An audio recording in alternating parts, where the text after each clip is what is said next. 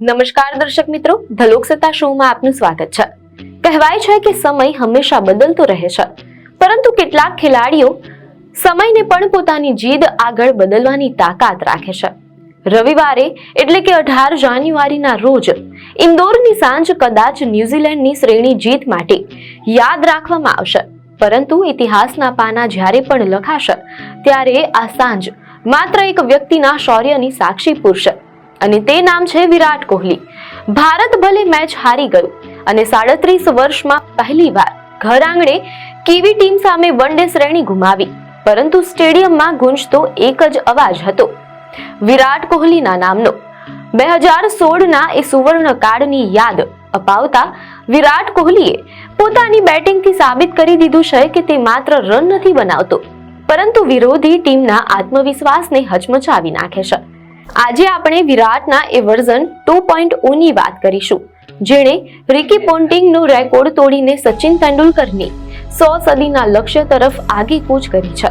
ઇન્દોરમાં રમાયેલી આ મેચમાં જ્યારે ભારતીય ટોપ ઓર્ડર અને મધ્યક્રમ પત્તાના મહેલની જેમ વિખેરાઈ રહ્યો હતો, ત્યારે એક છેડો વિરાટ કોહલીએ મજબૂતીથી પકડી રાખ્યો હતો। વિરાટે કોઈ ઉતાવળ કરી નહીં। મીડિયા અહેવાલો અનુસાર તેણે 52 બોલમાં અડધી સદી પૂરી કરી, જેમાં માત્ર એક જ છગ્ગો હતો। આ જોઈને ઘણાને લાગ્યું કે વિરાટ ધીમો રમી રહ્યો છે, પણ તે ટીમની જરૂરિયાત સમજતો હતો। 40મી ઓવર આવતા વિરાટે પોતાનું ગિયર બદલ્યું અને જે રીતે જેડેન લેનોક્સ જેવા સ્પિનરો પર પ્રહાર કર્યા, તેણે ફેન્સને 2016ના તેના પ્રાઇમ ફોર્મની યાદ અપાવી દીધી। નિષ્ણાંતો આ શૈલીને વિરાટ 2.0 કહી રહ્યા છે, જ્યાં તે હવે ગેપ શોધવાને બદલે બાઉન્ડ્રી ક્લિયર કરવા પર વધુ ધ્યાન આપી રહ્યો હતો। વિરાટ કોહલીની 124 રનની આ પારી માત્ર એક સદી નહોતી, પણ આંકડાઓના ઇતિહાસમાં એક મોટું પરિવર્તન હતું। આ પારી દરમિયાન વિરાટ વન ડે ક્રિકેટમાં નંબર 3 પર બેટિંગ કરતા દુનિયાનો સૌથી સફળ બેટ્સમેન બની ગયો છે। મીડિયા અહેવાલો અનુસાર તેણે ઓસ્ટ્રેલિયાના દિગ્ગજ કેપ્ટન રિકી પોન્ટિંગનો 330 પારીઓનો રેકોર્ડ માત્ર 244 પારીઓમાં તોડી નાખ્યો છે। પોન્ટિંગના નામે ત્રીજા નંબરે 12,662 રન હતા, જે હવે વિરાટના 12,676 રનથી પાછળ રહી ગયા છે। આ સિવાય વિરાટ હવે આઈસીસી વન ડે રેન્કિંગમાં 785 પોઈન્ટ સાથે નંબર 1 પર પહોંચી ગયો છે। છેલ્લી 7 વન ડે પારીઓમાં 616 રન બનાવનાર કોહલી બતાવી રહ્યો છે કે તેની અંદર રન બનાવવા માટેની ધગશ હજુ પણ પહેલા જેવી જ અકબંધ છે। વિરાટ કોહલીને દુનિયા ચેઝ માસ્ટર તરીકે ઓળખે છે, અને તેની સાક્ષી આંકડાઓ પૂરે છે। આ તેના કરિયરની 54મી વન ડે સદી હતી અને લક્ષ્યનો પીછો કરતી વખતે 29મી। જ્યારે દબાણ ચરમસીમા પર હોય ત્યારે વિરાટની એકાગ્રતા હિમાલય જેવી અડગ થઈ જાય છે। ભલે ભારત આ મેચ હારી ગયું, પણ આ સદીએ વિરાટ કોહલીને સચિન તેંડુલકરના 100 આંતરરાષ્ટ્રીય સદીના જાદુઈ આંકડાની વધુ નજીક પહોંચાડી દીધો છે। હવે તે સચિનથી માત્ર 15 સદી દૂર છે। સચિન 100, વિરાટ 85 અને પોન્ટિંગ 71 સદી સાથે ટોપ 3માં છે।